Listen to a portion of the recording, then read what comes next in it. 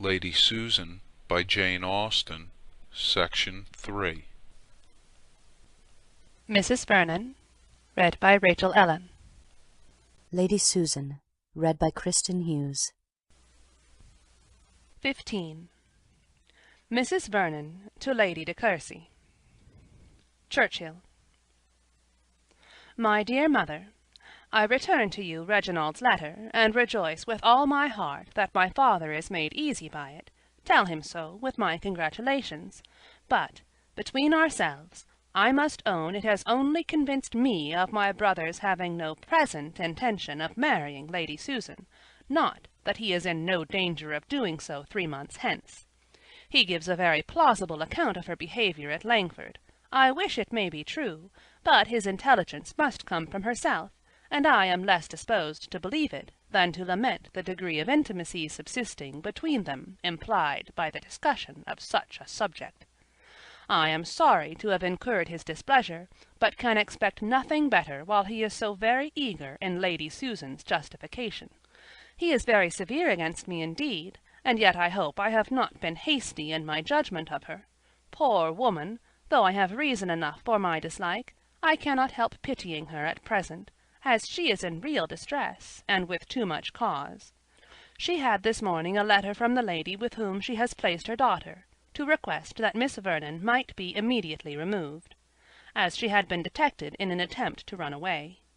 Why, or whither she intended to go, does not appear, but, as her situation seems to have been unexceptionable, it is a sad thing, and of course highly distressing to Lady Susan. Frederica must be as much as 16, and ought to know better, but from what her mother insinuates, I am afraid she is a perverse girl. She has been sadly neglected, however, and her mother ought to remember it. Mr. Vernon set off for London as soon as she had determined what should be done. He is, if possible, to prevail on Miss Summers to let Frederica continue with her, and, if he cannot succeed, to bring her to Churchhill for the present, till some other situation can be found for her. Her ladyship is comforting herself meanwhile by strolling along the shrubbery with Reginald, calling forth all his tender feelings, I suppose, on this distressing occasion. She has been talking a great deal about it to me. She talks vastly well. I am afraid of being ungenerous, or I should say too well, to feel very deeply. But I will not look for her faults. She may be Reginald's wife. Heaven forbid it!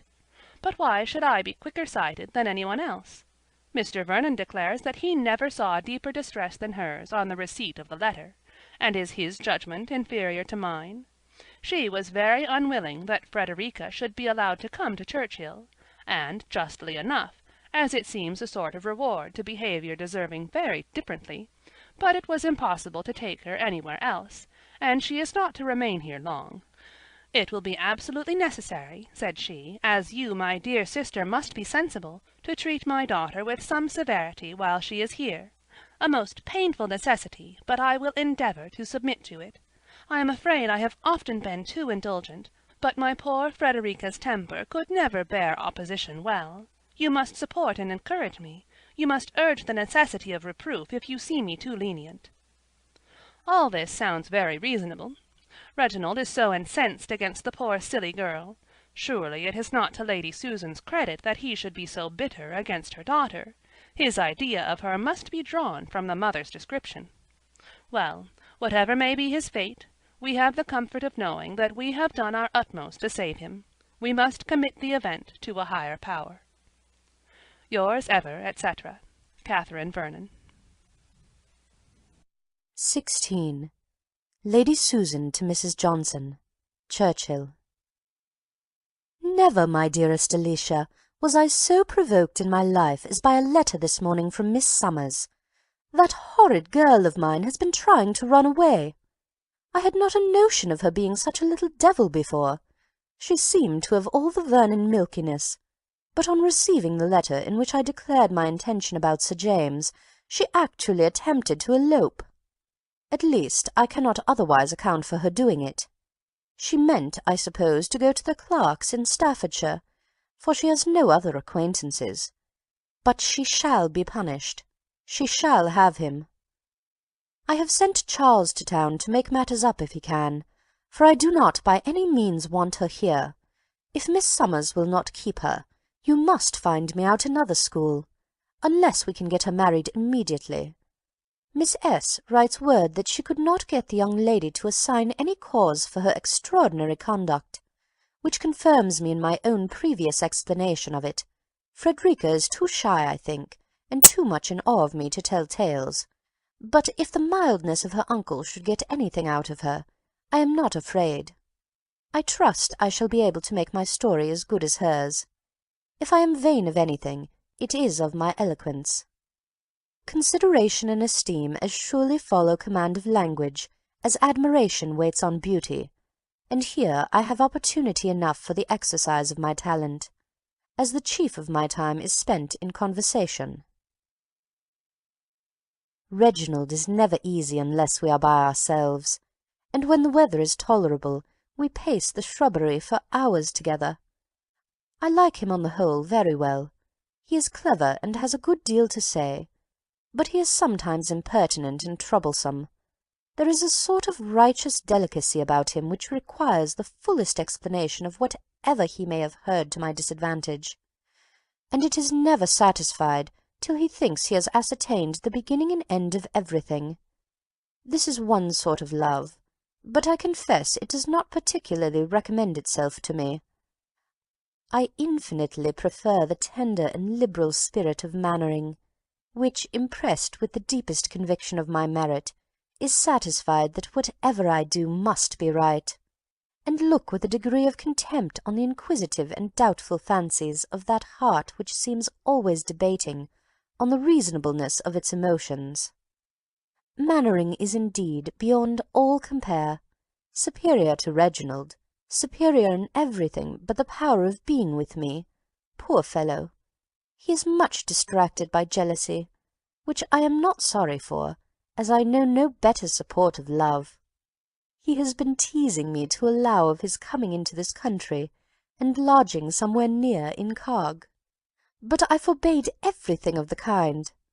Those women are inexcusable who forget what is due to themselves, and the opinion of the world. Yours ever, S. Vernon. 17. Mrs. Vernon to Lady de Courcy. Churchill. My dear Mother, Mr. Vernon returned on Thursday night, bringing his niece with him. Lady Susan had received a line from him by that day's post, informing her that Miss Summers had absolutely refused to allow of Miss Vernon's continuance in her academy. We were therefore prepared for her arrival, and expected them impatiently the whole evening. They came while we were at tea, and I never saw any creature look so frightened as Frederica when she entered the room. Lady Susan, who had been shedding tears before, and showing great agitation at the idea of the meeting, received her with perfect self-command, and without betraying the least tenderness of spirit. She hardly spoke to her, and on Frederica's bursting into tears as soon as we were seated, took her out of the room, and did not return for some time. When she did, her eyes looked very red, and she was as much agitated as before. We saw no more of her daughter. Poor Reginald was beyond measure concerned to see his fair friend in such distress, and watched her with so much tender solicitude, that I, who occasionally caught her observing his countenance with exultation, was quite out of patience. This pathetic representation lasted the whole evening, and so ostentatious and artful a display has entirely convinced me that she did in fact feel nothing. I am more angry with her than ever, since I have seen her daughter. The poor girl looks so unhappy that my heart aches for her. Lady Susan is surely too severe, for Frederica does not seem to have the sort of temper to make severity necessary. She looks perfectly timid, dejected, and penitent. She is very pretty, though not so handsome as her mother, nor at all like her. Her complexion is delicate, but neither so fair nor so blooming as Lady Susan's, and she has quite the Vernon cast of countenance, the oval face and mild dark eyes, and there is peculiar sweetness in her look when she speaks either to her uncle or to me, for as we behave kindly to her, we have of course engaged her gratitude. Her mother has insinuated that her temper is intractable, but I never saw a face less indicative of any evil disposition than hers, and from what I can see of the behaviour of each to the other, the invariable severity of Lady Susan and the silent dejection of Frederica, I am led to believe, as heretofore, that the former has no real love for her daughter, and has never done her justice or treated her affectionately. I have not been able to have any conversation with my niece. She is shy, and I think I can see that some pains are taken to prevent her being much with me. Nothing satisfactory transpires as to her reason for running away. Her kind-hearted uncle, you may be sure, was too fearful of distressing her to ask many questions as they travelled.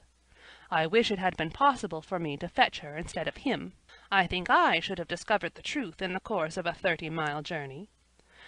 The small pianoforte has been removed within these last few days, at Lady Susan's request, into her dressing-room, and Frederica spends a great part of the day there, practising, as it is called, but I seldom hear any noise when I pass that way.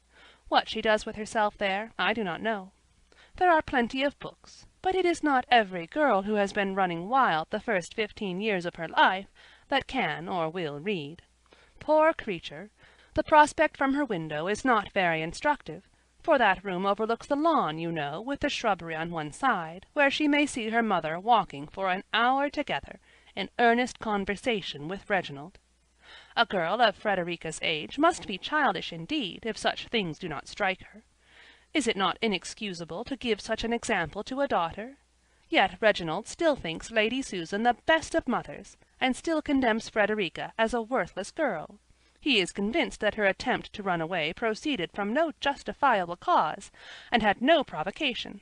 I am sure I cannot say that it had. But while Miss Summers declares that Miss Vernon showed no signs of obstinacy or perverseness during her whole stay in Wigmore Street, till she was detected in this scheme, I cannot so readily credit what Lady Susan has made him, and wants to make me believe, that it was merely an impatience of restraint and a desire of escaping from the tuition of masters which brought on the plan of elopement. Oh, Reginald, how is your judgment enslaved! He scarcely dares even allow her to be handsome, and when I speak of her beauty, replies only that her eyes have no brilliancy. Sometimes he is sure she is deficient in understanding, and at others that her temper only is in fault. In short, when a person is always to deceive, it is impossible to be consistent. Lady Susan finds it necessary that Frederica should be to blame, and probably has sometimes judged it expedient to excuse her of ill nature and sometimes to lament her want of sense. Reginald is only repeating after her ladyship. I remain, etc., etc., Catherine Vernon. 18. From the same to the same. Churchhill.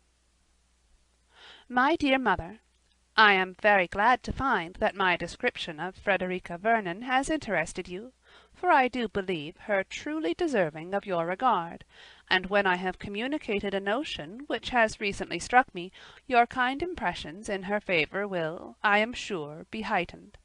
I cannot help fancying that she is growing partial to my brother. I so very often see her eyes fixed on his face with a remarkable expression of pensive admiration.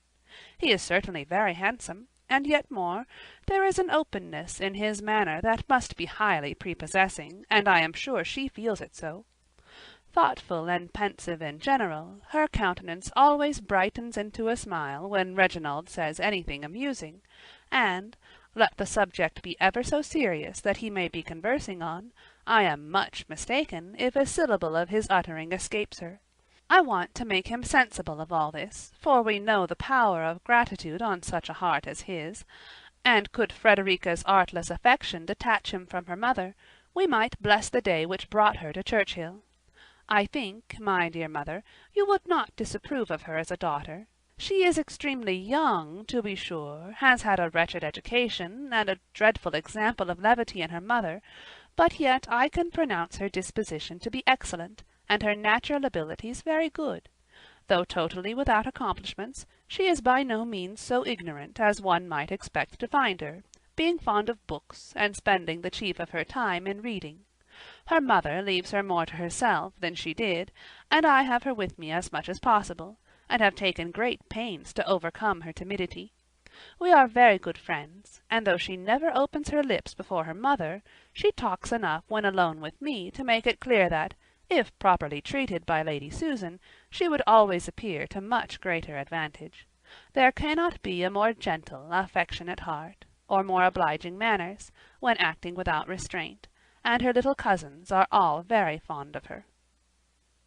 Your affectionate daughter, C. Vernon. 19.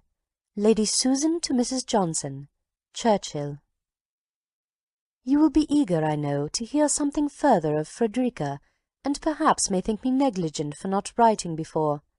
She arrived with her uncle last Thursday fortnight, when, of course, I lost no time in demanding the cause of her behaviour, and soon found myself to have been perfectly right in attributing it to my own letter.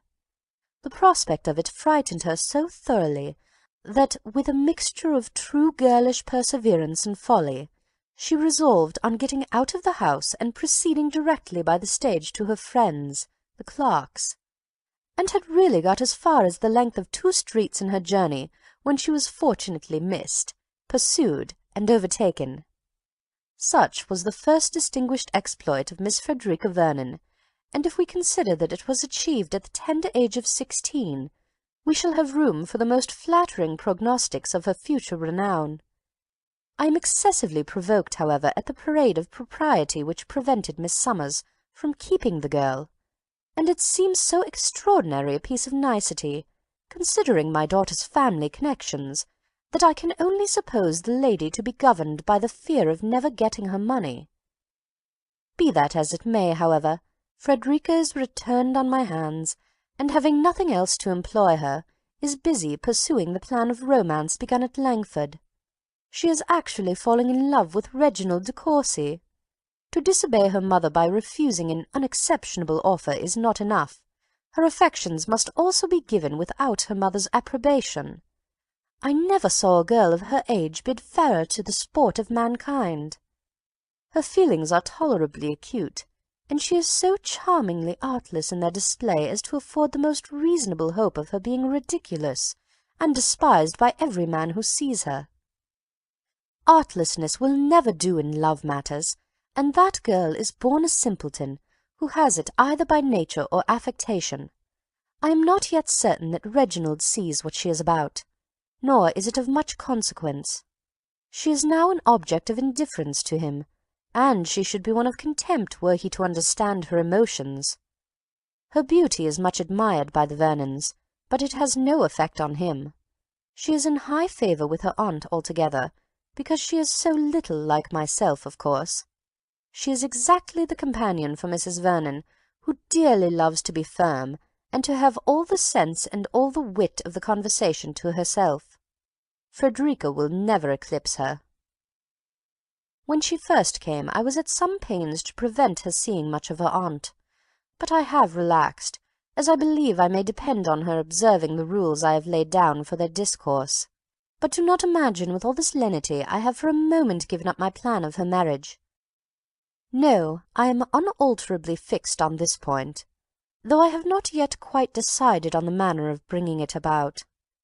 I should not choose to have the business brought on here, and canvassed by the wise heads of Mr. and Mrs. Vernon, and I cannot just now afford to go to town. Miss Frederica must therefore wait a little. Yours ever, S. Vernon.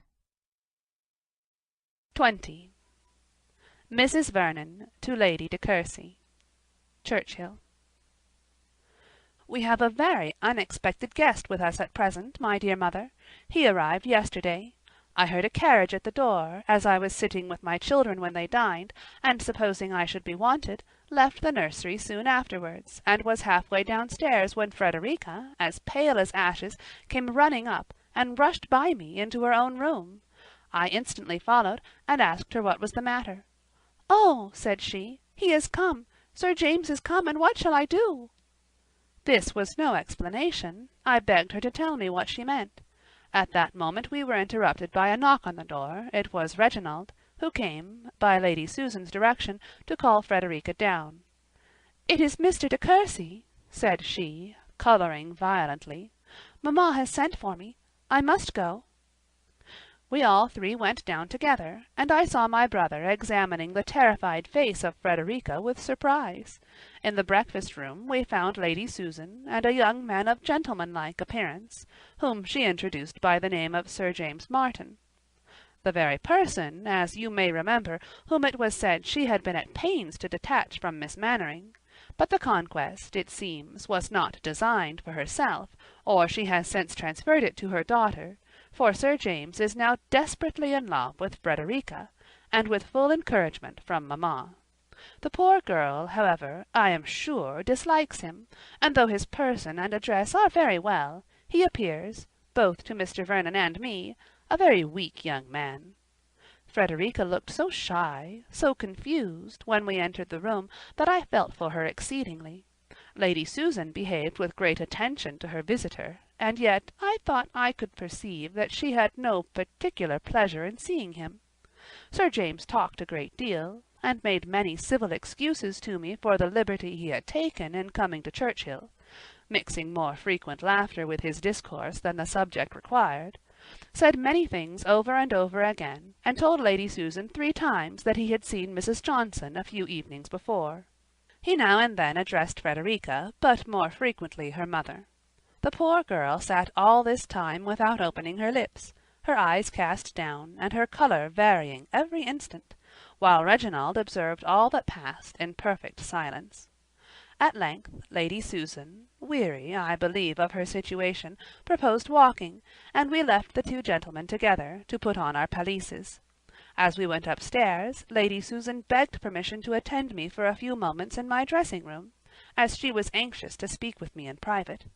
I led her thither accordingly, and as soon as the door was closed, she said, "I was never more surprised in my life than by Sir James's arrival, and the suddenness of it requires some apology to you, my dear sister, though to me, as a mother, it is highly flattering. He is so extremely attached to my daughter that he could not exist longer without seeing her.